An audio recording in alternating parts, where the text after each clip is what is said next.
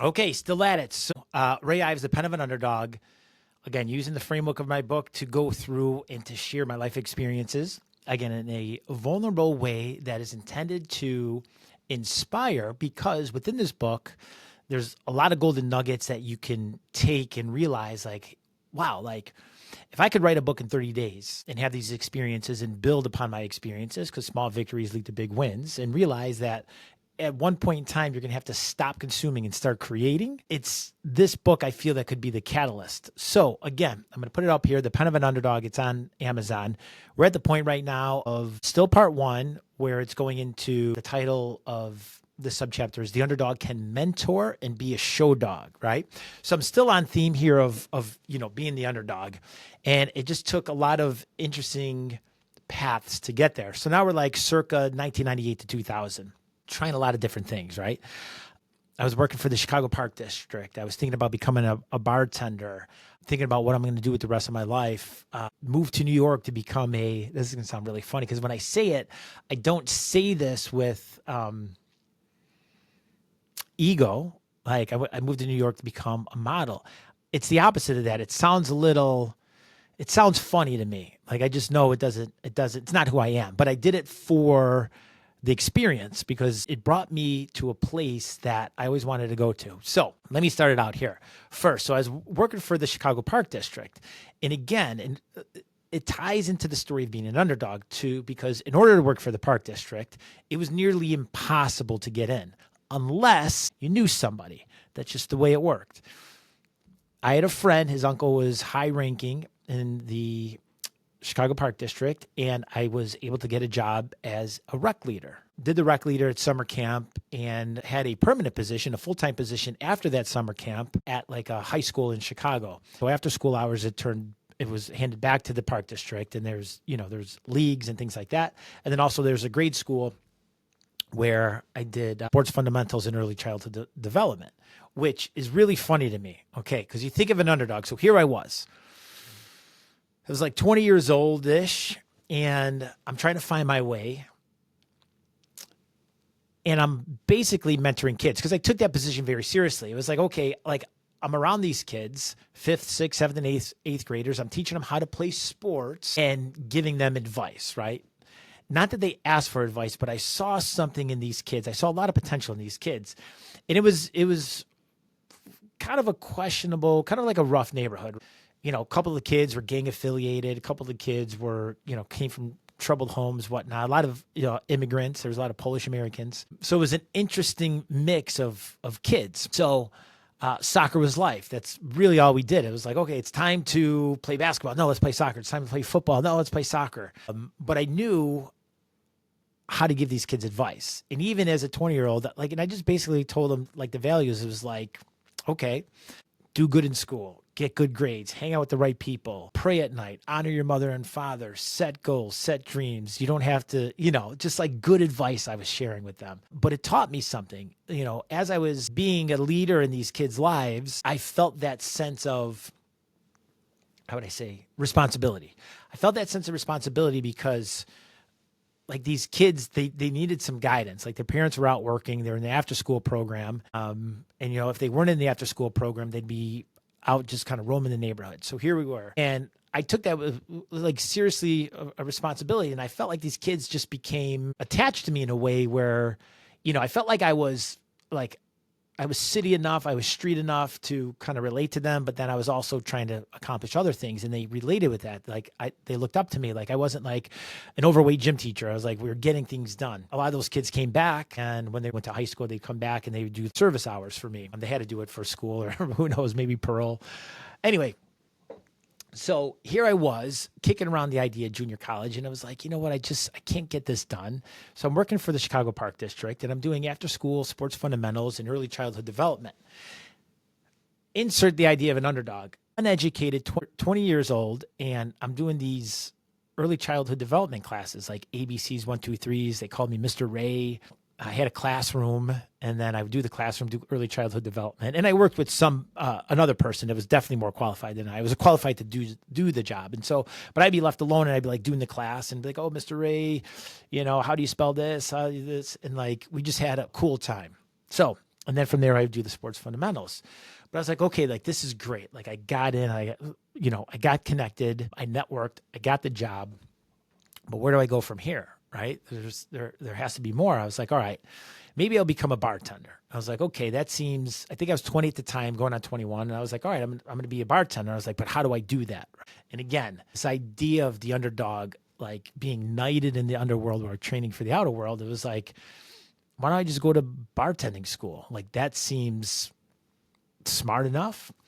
Not that I had to do that, but I had no other leads, no other options. And so I went to bartending school. And it was kind of the same thing as like, I remember taking the military test for the Navy. It was like, I'm really smart. I feel really smart all of a sudden. Like I wasn't great at school. I had a 1.79 cumulative GPA in high school. Some of these things I was doing were pretty easy. And so made it through bartending school.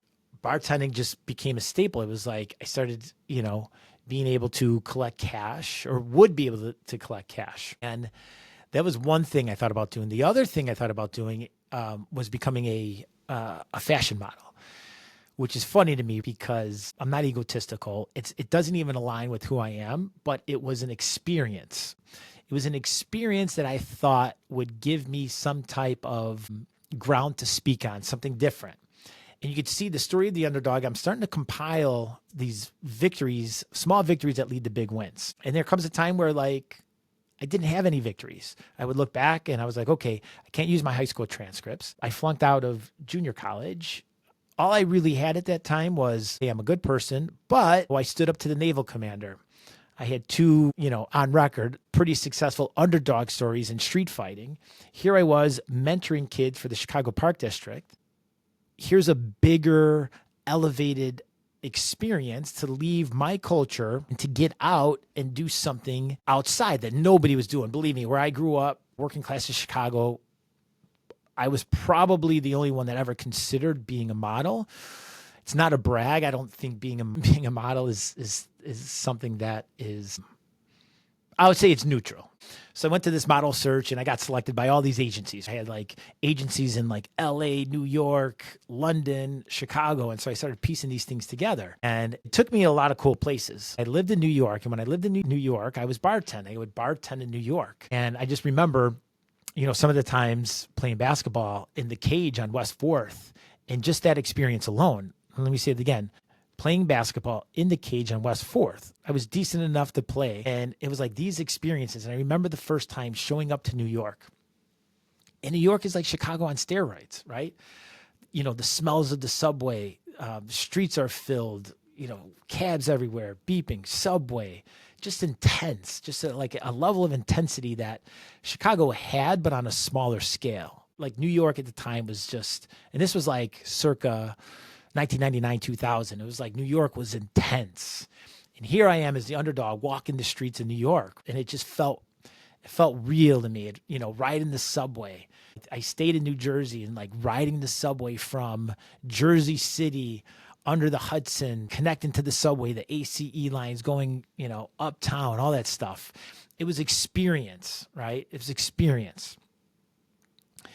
And sticking on modeling, one of the things was I had the opportunity to go to Milan, Italy, right? So again, like I think about my culture, where I'm from, being a model was unheard of. Going to Milan, Italy when you're, 2021 is just next level, right? You could go to Wisconsin Dells, that's acceptable. You could go to Indiana Dunes, that's acceptable. Oh, maybe some people went down to Florida.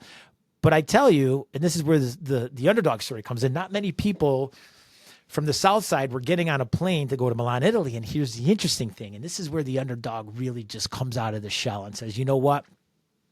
Life is worth living. Life is worth living. On the day I was flying to Milan, it was a very significant day in history. One of the biggest days in history, because everybody was fearful on January 1st, 2000. And that's a significant date, January 1st, 2000. And why? It was called Y2K. And it referred to like computer programs globally just crashing because the computer wasn't going to understand date 2000. It wasn't going to understand the zeros. And it was going to lead to some type of domino effect that everything was going to crash. And I was like, okay, so here I am everybody's saying every computer in the globe is going to crash. Okay, at least that's what they were saying. What does the underdog do? What do I do? I'm like, you know what? On that day, I'm going to get on a plane and fly internationally to a country I've never been, try to do runway as a model. Think about that. It's insane, but it's not. It's the underdog. It's the story of the underdog. And I know everyone has those types of feelings in their life. And this is why I wrote the book. It's these golden nuggets. It's these golden nuggets to say anything is possible. Anything is possible. Okay, was I fearful to fly on January 1st, 2000, Y2K scare to Milan, Italy? Sure. Like, what was going to happen, right?